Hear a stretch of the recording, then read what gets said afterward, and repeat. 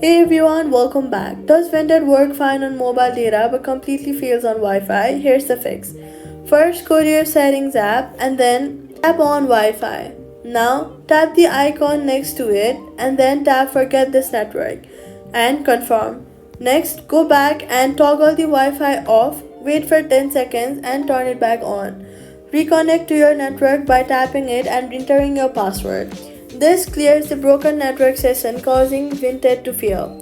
After reconnecting, try Vinted again. If it still fails on this specific Wi-Fi, go to your settings again, go back to General, then scroll down to VPN and device management and confirm that no VPN is active.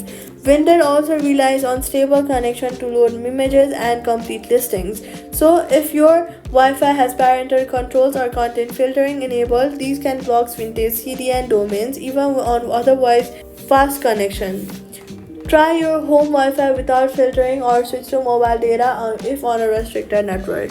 So all you've got to do is forget and reconnect Wi-Fi, check for VPN and use mobile data on filtered networks. Vinted connects and that's it. Subscribe.